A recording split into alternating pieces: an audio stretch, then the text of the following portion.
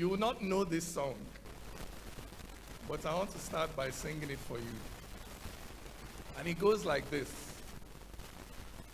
I love my country, I no go lie. For inside am I go live and die.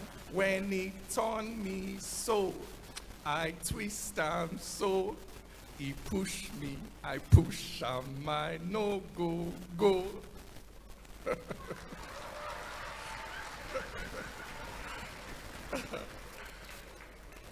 Those words are part of a longer satirical piece that was written in 1983 by Professor Wole Soyinka and another Baba by the name of Tunji Oyelano. They wrote that piece to critique the greed, tribalism, corruption they were seeing in the country. Because as far back as 1983, Nigeria had already started to feel like a hostile environment for young people.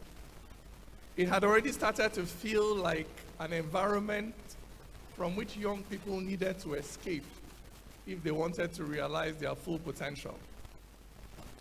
And that downward trend seemed to continue. Because fast forward 10 years later, by the time I was in secondary school in the early 90s, the government already felt the need to begin to sponsor campaigns on TV, to dissuade young people from emigrating, to persuade young Nigerians to stay back and build their country. One of the most popular ads that ran on TV at that time featured a male character by the name of Andrew. Andrew was the quintessential frustrated young Nigerian, recently graduated, facing the prospects of no job, no opportunity, no light, no road.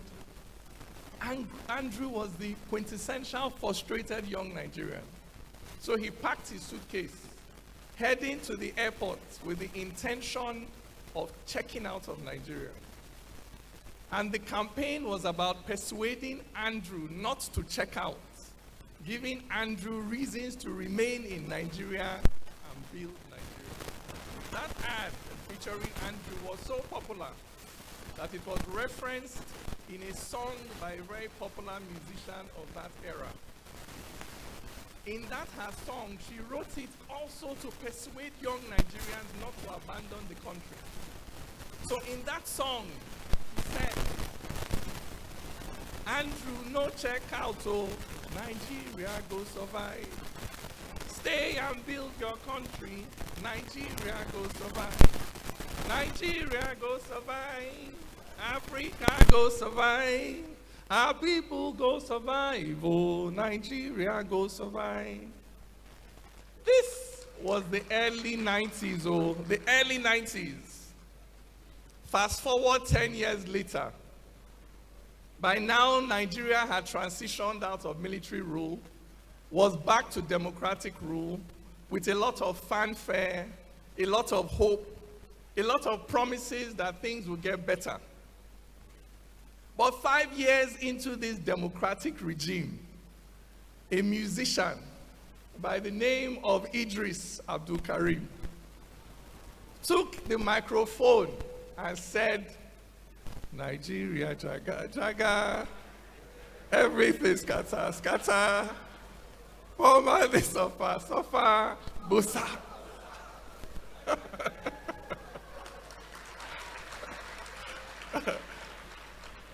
Because we realized that even though the government had changed, things still felt the same.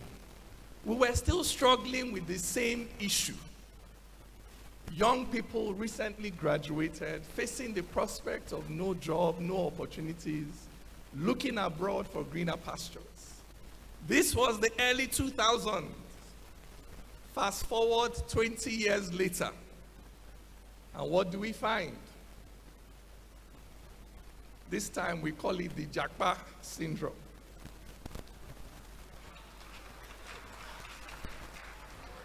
The same problem. Young people recently graduated, facing the prospects, no job, no opportunities, looking abroad for greener pastures. So you can see that this jackpot syndrome is not new. It has roots going back to the early 1980s when the Nigerian economy collapsed and Nigeria began to feel like a hostile environment for young people. So for 40 years, we have been standing in the same spot, dealing with the same problem. Now I can understand if you, members of the generation of artificial intelligence and instant communication, look at our situation, standing in the same place for 40 years, dealing with the same issue. I can understand if you, products of this modern culture of instant gratification, look at our situation and conclude that Nigeria is hopeless. I can understand it. But before, like Andrew before you pack your suitcase and head for the airport to check out.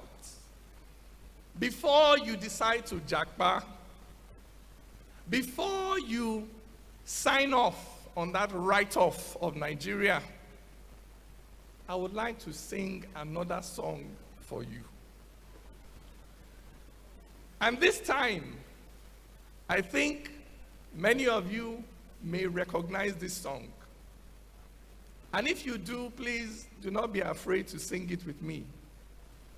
The song goes like this. We shall overcome. We shall overcome. We shall overcome someday. Oh, deep in my heart, I do believe we shall overcome someday. Clap for yourselves. Now I want to ask,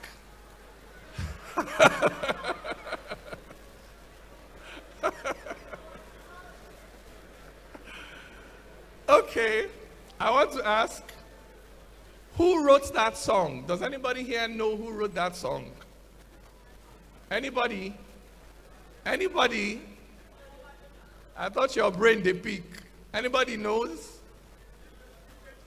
Did you say Oliver the Coke? Well, we are in the same boat. I don't know who wrote the song. But I know who popularized the song. The song was popularized by activists in the civil rights struggle in America in the 1960s. The civil rights struggle in America was the struggle to give black people the right to vote. In a sense, that struggle began in 1877. That was the year when some racist white American people and states took steps to strip black people of their right to vote. So the struggle to regain the black vote in America began in 1877. But the Civil Rights Act that restored the black vote was not passed until 1964. So the struggle to regain the black vote began in 1877. But that struggle did not yield its first main fruit until 1964. Between 1877 and 1964, how many years is that?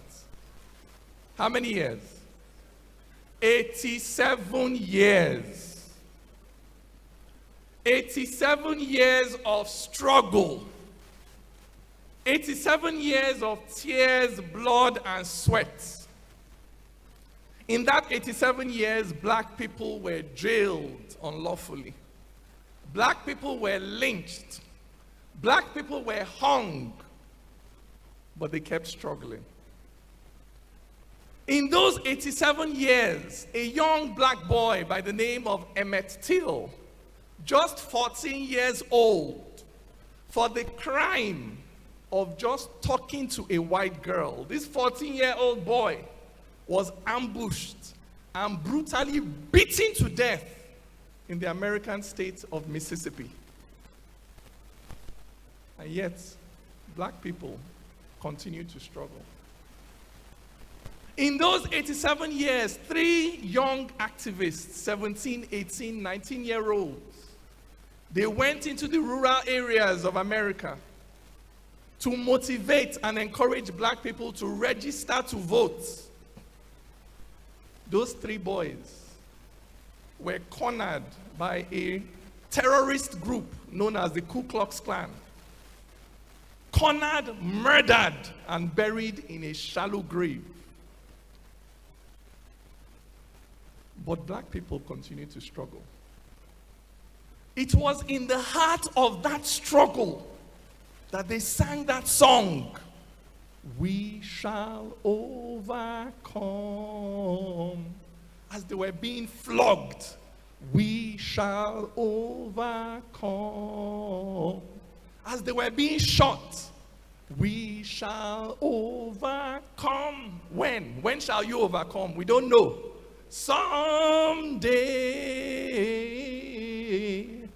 oh, deep in my heart, as they were being hung, I do believe, as they were being strangled, we shall overcome someday.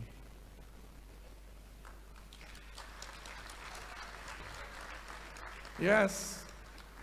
I can understand if you, products of a culture of instant gratification, look at our own 40-year struggle and say, "Haba, this country is hopeless."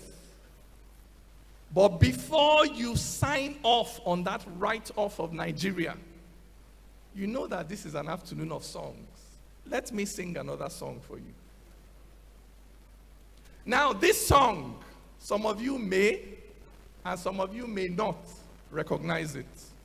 But all of you who are Africans ought to know this song. If you don't know it, your education was defective.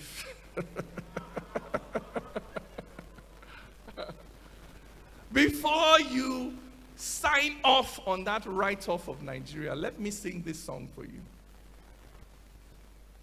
It goes like this.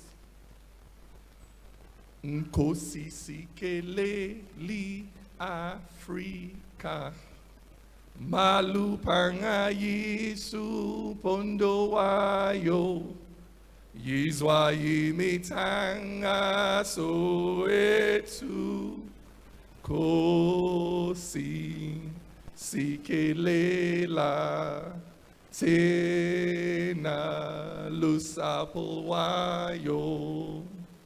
Wake that person that is sleeping. Why are you sleeping when I'm singing that song? I'm just joking. That song today is the first stanza of the South African national anthem. But that song is more than a national anthem. It is a legendary song. At some point in our history as Africans, that song was the national anthem of at least 5 different African countries. Zambia, Zimbabwe, Tanzania, Namibia, South Africa. Because in effect, that song was the anthem of the liberation movement, of the movement to decolonize Africa. That was the anthem of the liberation movement in Africa. Nkosi sikele li Africa. God bless Africa. Malupanga yisu pondo wayo. Cause her horn to be lifted high. Yizwa imitanga soetu. Hear our prayers, O Lord. Nkosi sikelela tena lusapo wayo. And save us, your children. That was the anthem of the liberation movement. But today, that song is the first stanza of the South African national anthem. But it was composed in 1925. And when it was composed, it was immediately adopted as the anthem of an African liberation movement called the African National Congress, the ANC. Today, the ANC is the ruling party in South Africa. That was the party that Nelson Mandela ran on its platform to become the first black president of South Africa in 1994. But the ANC was not formed as a political party. The ANC was formed as a liberation movement to liberate the blacks of South Africa from the apartheid regime. And do you know when the ANC was formed? 1912. The ANC was formed in 1912 to fight for the rights of black people in South Africa. But black people did not come to power in South Africa until 1994. From 1912 to 1994, how many years is that? 82 years. 82 years of struggle. 82 years of tears, blood, and sweat. And in those 82 years, black people were jailed unfairly. Black people were lynched. Black people were killed. But they kept struggling. In those 82 years, a young, charismatic black activist by the name of Steve Biko was arrested by police. And overnight, he was brutally beaten to death in his prison cell. And yet, black people continue to struggle. In those 82 years, there were riots that were brutally suppressed by the police. In 1960, young South African men and women poured out into the streets of a town called Sharpeville in South Africa. The racist apartheid states gunned them down in the streets. But black people continue to struggle. 10 years later, the situation was even worse. Mandela had been caught and put in prison. He had been in prison for 10 years. The ANC was in exile. Everybody had been muscled down. Nobody could talk out of fear.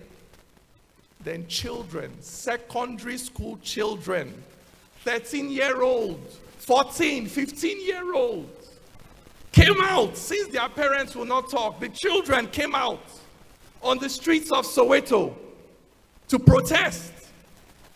What did you think the apartheid state did? Do you think he gave them candy? They brought out guns and shot these children in the streets. And yet, black people continue to struggle. In the face of that brutality, the legendary South African singer, Mariam Makeba, took the microphone and said, "In South Africa, a luta continua. A luta continua, continua." That was the song that popularized that phrase you use, a luta continua. It came from struggle. 10 years later, in the face of that brutality, another South African musician by the name of Hugh Masekela took his trumpet and sang, "Bring back Nelson Mandela. Bring him right back to Soweto. I want to see him walking down the streets of South Africa tomorrow."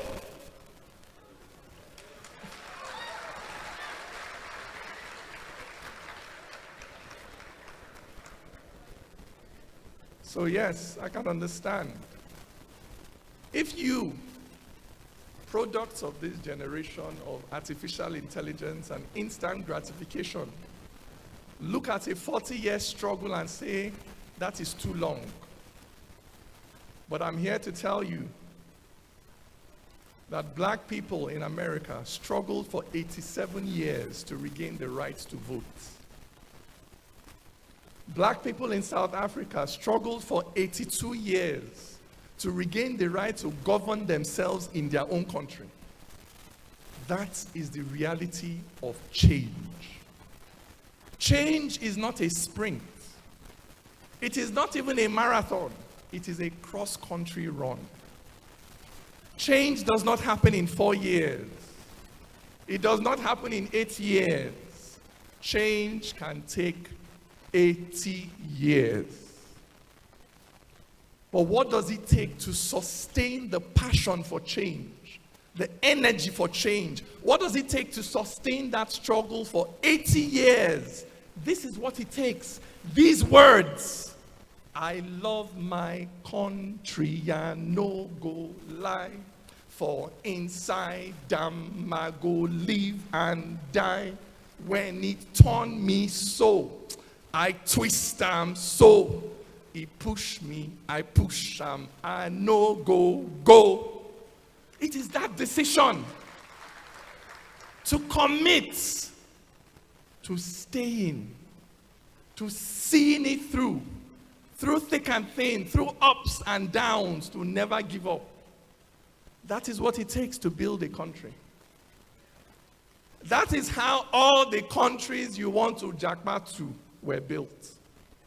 All the countries you want to jackpot to were built by young people who stayed back, enduring conditions of misery to ensure that their country was lifted up.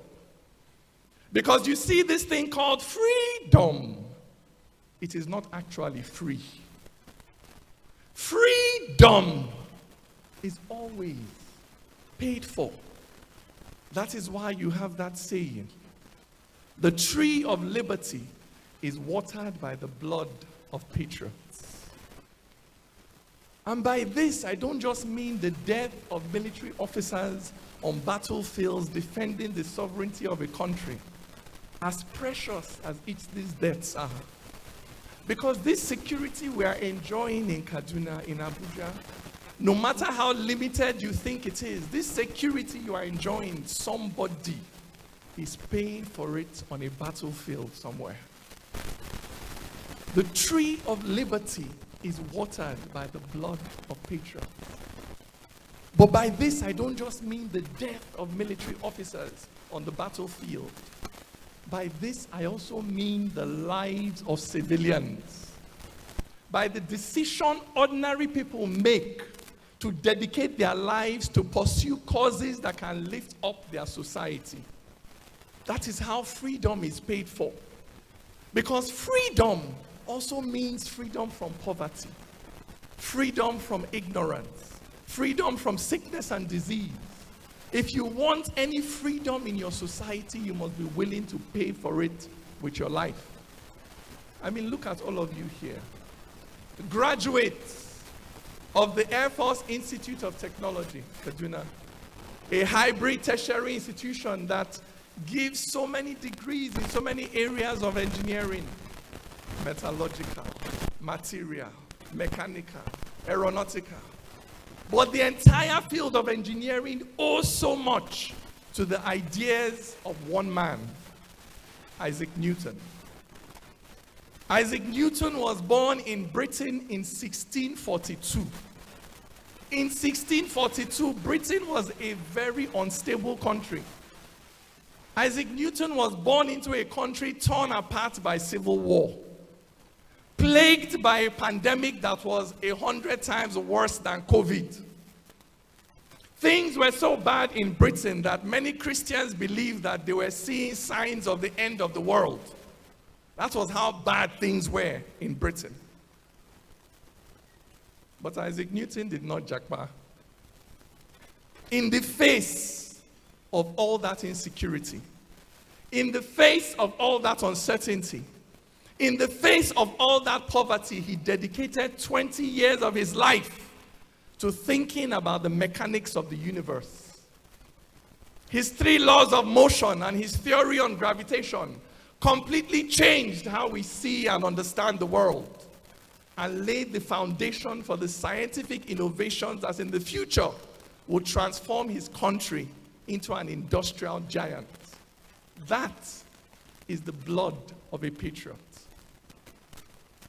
It is the decades that a local researcher is willing to dedicate to finding local cures to the diseases that ravage his community. That is the blood of a patriot. It is the number of years that a local engineer is willing to dedicate to finding a way to make renewable energy a cost-effective solution for his community. That is the blood of a patriot. It is the amount of time a local social scientist is willing to dedicate to finding ways to lift millions of children, millions of Almajiri, out of ignorance, out of poverty, in his community. That is the blood of a patriot. But what will motivate a young man or woman like you to dedicate their life, to dedicate their career, not just to the pursuit of wealth and glory, personal wealth and glory, but the pursuit of objectives that can lift up their country? What will motivate you to do that? Because if social change can take 80 years, like we have seen, it may just be that Nigeria is just halfway into her journey. What if it takes another 40 years before we get it right? What if it takes another 40 years before we create conditions that are conducive to the flourishing of young talents? Add 40 years to your life, that is your entire career. In 40 years' time, you will be in your 60s and your 70s. What if it takes 40 years for Nigeria to get it right? What will motivate you, young men and women, to dedicate the next 40 years of your life, not just to the pursuit of individual glory, but to the pursuit of causes that can change your country positively? What? This is what will motivate you. These words: I love my country, I no go lie. For inside, damn, I go live and die. It is love that motivates people to build their country. It is love that motivates people to undertake the sacrifices required to build their country. That is what patriotism is. It is love for your country. Because you must love a country first before you can build it. Patriotism precedes a nation. It doesn't come after a nation. You must be patriotic first before you can build the country. So young graduates of 2023, I invite you to love your country. And I know what you will tell me in response. How can I love a country that does not love me? How can I love a country that denies me jobs because of my ethnicity? How can I love a country that kills me because of my religion? How can I love a country that starves its children to feed corrupt and greedy politicians? How can I love such a country? I will tell you how.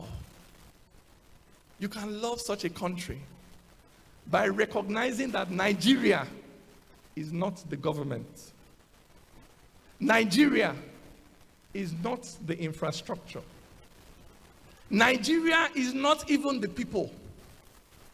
Nigeria is not the greed of its corrupt leaders. Nigeria is not the broken roads and bridges you see outside. Nigeria is not the regular tribalism and nepotism of its people. No, that is not what Nigeria is. Let me tell you what Nigeria is. Nigeria is the dignity of that eagle on our coat of arms. It is the quiet strength of those horses on our coat of arms. It is the resilience of that tiny flower, that humble flower that flourishes all year round. That flower you see on our coat of arms. Nigeria is the resilience of that tiny flower. That is what Nigeria is. Nigeria is the slogan, unity and faith. It is the belief in the beauty and power of our diversity. The belief that we are better and stronger together. The belief that when people of different tribes and tongues and perspectives can find a way of coming together, that they will always accomplish more than they could ever have accomplished as separate units. That is what Nigeria is. Nigeria is that slogan, peace and progress. It is the recognition that this land is engineered for progress. That this land is blessed because it is strategically located at the junction where two mighty rivers meet. Because it is rich in material and non-material resources. Because it is populated by an energetic, creative, and productive people, that this land is green and is capable of feeding and nourishing all our dreams. That is the Nigerian dream. The dream of one nation bound in freedom. Freedom from colonialism. Freedom from neo-colonialism. Freedom from poverty. Freedom from ignorance. The dream of one nation bound in freedom, peace, and unity. That is what Nigeria is. That is the Nigerian dream. To love your country is to love the dream that gave birth to your country. To love your country is to love the dream that your country represents. To love your country is to commit yourself to helping your country achieve and fulfill its dream. That is what it means to be a patriot. So that when you see your government betraying the Nigerian dream through greed and corruption, the Nigerian dream of peace and prosperity for all, you call your government to order. So when you see your own people through nepotism and tribalism betraying the Nigerian dream for unity and faith, you call your people to order. So when you catch yourself through indiscipline and selfishness betraying those Nigerian values of strength and dignity, you call yourself to order. That is what it means to be a patriot. That wherever you find truth and merit, whether it be in the mouth of a northerner or a southerner, wherever you find truth and merit, you help it to grow. Wherever you find honesty and integrity, whether it be in the conduct of a Christian or a Muslim, wherever you find honesty and integrity, you nurture it. That wherever you find love, faith, and virtue, whether it be in the bosom of an Igbo person, or a Yoruba person, or an Hausa person, or a Kagoro person, or a Kanuri person, wherever you find love and faith and virtue, you protect it with the strength of those horses, with the dignity of that eagle. You protect it. That is what it means to be a Nigerian patriot. To fix your eyes on those lofty heights of equality and justice for all. To fix your eyes on those lofty heights that we must attain as a nation, to build a nation where peace and justice shall reign. That is the Nigerian dream. And to believe in that dream is to be a Nigerian patriot.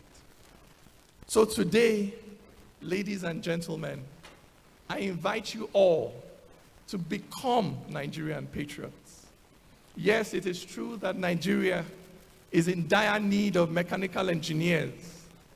Yes, it is true that Nigeria is in dire need of aeronautical engineers. Yes, it is true that Nigeria is in dire need of business managers and computer scientists. But in addition to all of this, this morning, I invite you all to become the one thing that Nigeria needs more than anything else. This morning, I invite you all to become Nigerian patriots.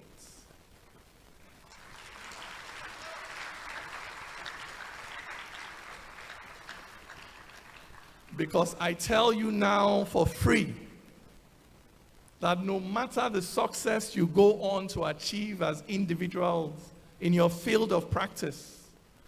And no matter where on earth you achieve that success, I tell you now that you will never, ever be able to escape the stigma of coming from a broken country. To pull down your country, to pull down your continent, is to pull down yourself in the eyes of the world. To lift up your country, to lift up your continent, is to lift up yourself in the eyes of the world. I will end my speech by sharing with you not a song, but a very short poem. This poem is titled The Nigerian Dream. It is because the land is rich and gives its wealth to those who touch its soil with hard work and discipline. That is why our flag is green. Because we see the eagle rise above the dark and stormy skies, it serves to remind us all of the benefits of standing tall. Because the horse will show no fear the day that war is drawing near, it shows how for our dignity we too must fight courageously. Because the lines of tribe and tongue are not the lines of right and wrong, our rivers both meet peacefully to give us faith in unity. These are the dreams we had at dawn, the hopes that saw our nation born, ideals that slumber deep within the colors of the green, white, green, the lofty heights that history saw, the future that it reached out for, the proof that they believed that we could someday be a great country. It is because we have this chance to make and mold our circumstance, to stretch and touch that distant height. That is why our flag is white.